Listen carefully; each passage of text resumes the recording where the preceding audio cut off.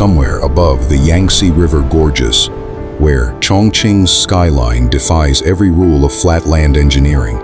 China has just completed the largest train station on Earth, not on a plain, not in a valley, on a mountain peak. A peak that no longer looks like a mountain because before the first column was poured, before the first rail was aligned, before a single passenger ever walked through those doors, the mountain itself had to be removed. Most countries would still be debating the environmental impact assessment. China opened the station on June 27, 2025. This is the story of Chongqing East Railway Station. And to understand what was built here, you first have to understand where it was built, because the location is not a detail. The location is the entire problem. Chongqing is not like other Chinese megacities. Shanghai is flat. Beijing is flat. Chongqing is a city of mountains, rivers, and gorges, and it has spent decades building itself vertically because there is no other way to survive. Roads cross over other roads on elevated viaducts. Metro lines emerge from tunnels and run across bridges above residential streets. Buildings share floors with the elevated highway passing through them. Chongqing's residents call it the 8D city, and they mean it. Gravity here is not a simple thing. Into this geography, engineers were asked to place a transport hub capable of handling tens of millions of passengers per year. The government identified a site in the Chaiwan district of eastern Chongqing. The site had one serious problem. It was a mountain.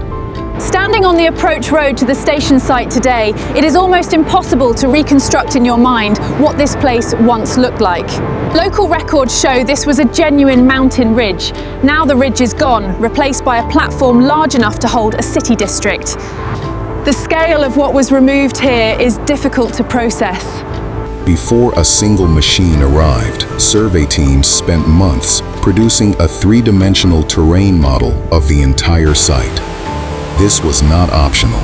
You cannot flatten a mountain without knowing its exact geology, its internal rock structure, where water flows, how the soil behaves under compression, and where fault lines or unstable strata might create collapse risk during blasting. The 3D terrain mapping captured every elevation change, every crack in the exposed rock face, every drainage path. Engineers built a digital twin of the mountain before they touched it, because the consequences of miscalculating the excavation sequence in terrain like this are catastrophic. One wrong blast sequence can trigger a slope failure that kills workers and delays the project by years. The excavation itself was a military-scale operation. Millions of cubic meters of rock and earth had to be removed, not scraped away gently, but drilled, blasted, and hauled in a continuous cycle that operated around the clock. The rock at this site is predominantly sandstone and mudstone, interbedded layers that behave differently under stress. Sandstone holds well. Mudstone absorbs water and can creep. Both had to be accounted for in the blasting plan. Explosive charges were placed at calculated depths, designed to fragment rock into manageable pieces rather than simply shattering the surface. After each blast, fleets of excavators and dump trucks moved in to clear debris before the next sequence began. At peak excavation intensity, hundreds of vehicles were moving material simultaneously across the site. But removing the rock was only half the problem. The moment you begin cutting a mountain, the remaining slopes begin to respond. Rock and soil masses that were previously supported by the material you just removed now have nothing holding them. Gravity immediately begins pushing inward. Retaining walls had to be constructed as the excavation progressed, not after it was complete. The walls were engineered to resist lateral earth pressure from slopes that could weigh tens of thousands of tons. Drainage was equally critical. Mountain sites accumulate water. Rain infiltrates cracks in rock, flows along clay layers, and emerges at the cut face as seepage. If that water builds up pressure behind a retaining structure or beneath the foundation zone, it can destabilize everything. An entire network of drainage channels, perforated pipes, and collection sumps was designed into the site before the foundation work began. The mountain had to be made dry before it could be made stable. I am standing near the eastern edge of the station base, where you can still see sections of the original retaining wall system that held the slope during construction. These walls run for hundreds of meters. They are not decorative, they are holding back the earth that was left in place after excavation. Behind me, the ground level drops sharply. Without these walls, this platform would not exist. The metro integration is one of the most complex coordination achievements of the entire project, while the station's concrete frame was rising. Above ground and the roof was being assembled, tunneling crews were working in the opposite direction, drilling downward and outward to create the metro, lines that would connect to the station from below. The metro tunnels sit approximately 30 meters below the main station floor. At that depth, the geology was still affected by the original mountain excavation above. Vibration from blasting above had to be carefully timed so it did not interfere with tunnel lining operations below. Communication between the surface construction teams and the underground tunneling teams was managed through a single coordination office that tracked both operations on a shared digital model of the site. The result of this parallel construction is something passengers experience without thinking about it. You arrive by metro, you step off the train, you take a single escalator or elevator upward through the station floors. Within minutes, you are on a high-speed rail platform. The vertical distance between metro and high-speed rail is about 30 meters. The transfer time, even for an unfamiliar passenger, is measured in minutes. This vertical transport logic is what separates Chongqing East from older hub stations, where different transport modes are scattered across separate buildings, connected by outdoor walkways or shuttle buses. Here, everything is in one continuous structure. Bus connections are integrated into the lower floors. Taxi and ride-share pickup is structured within the building. Retail and food services are placed along the natural passenger flow paths so that the waiting time between connections becomes usable commercial space. Then came the tracks. High-speed rail does not tolerate imprecision. The tracks serving Chongqing East are slab tracks, meaning the rail is fixed to a continuous concrete slab rather than to individual timber or concrete sleepers resting on ballast. Slab track is more expensive to install, but it does not shift over time the way ballasted track does. The alignment stays consistent. Settlement and vibration are dramatically reduced. Installation of slab track requires laser alignment equipment calibrated to millimeter tolerances. The concrete slab is poured in controlled sections with rail fastening systems embedded at exact positions.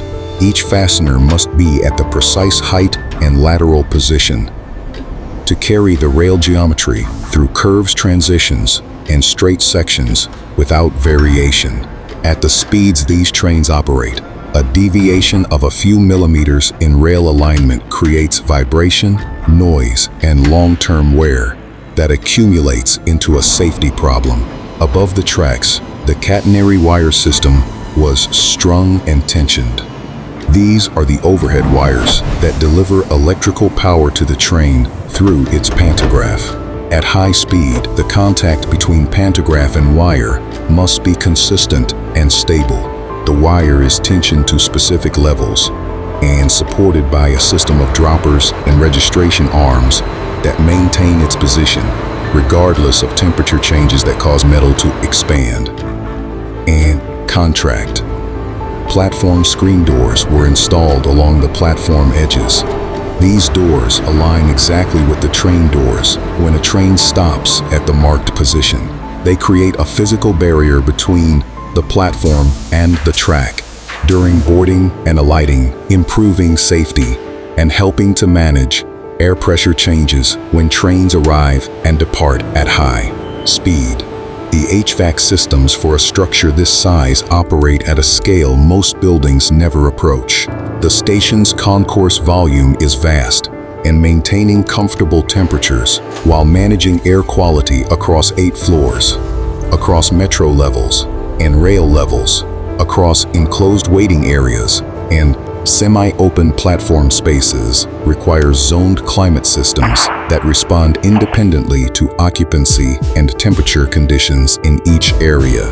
Fire suppression systems are integrated throughout the structure, including in the underground metro sections, in the enclosed commercial floors, and in the roof steel. Screen rooms for electrical switching equipment, control rooms for rail signaling, and communications infrastructure for passenger information systems are embedded within the station structure. Then testing began. Testing at this scale is not a single event. It is a process that takes months. Passenger flow simulations were run using groups of test participants who were observed moving through the station at different volumes. Bottlenecks in the escalator banks were identified and corrected. Signage was repositioned based on where test passengers hesitated or made wrong turns. Emergency evacuation procedures were rehearsed repeatedly, with timing recorded and improved. The control room for this station is not small. I am standing inside the Operational Coordination Centre, and every surface is covered with monitoring screens. Train positions, platform occupancy, HVSE zone readings, security camera feeds, ticketing gate throughput. The staff here were trained for months before opening. Even before a single real passenger arrived, every system had been run under simulated load conditions. This is the final transformation, and it is the one that matters most. Not the statistics of concrete volume or steel tonnage, not the height of the columns or the area of the roof. The transformation that matters is this. A mountain that once shaped the movement of everything around it has been absorbed into infrastructure. The mountain no longer organizes traffic. The station does. Passengers who arrive at Chongqing East see a station. They see columns and escalators and departure boards. They see retail shops and waiting areas and glass walls that frame the mountains in the distance. They do not see the retaining walls holding the cut slope. They do not see the piles anchored in bedrock 30 meters below the concourse floor. They do not see the cooling pipes that ran through the curing concrete in the summer heat. They do not see the hydraulic jacks that raised 16,500 tons into the air, or the rails that moved the roof sideways into position. What they see is a place that works, a place where trains arrive and depart, where cities connect, where the distance between Chongqing and the rest of China shrinks to hours. That invisibility is the real achievement. The engineering is so complete, so resolved, that it disappears. What remains is function. China did not simply build a train station.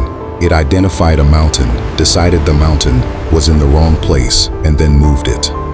Not symbolically, literally.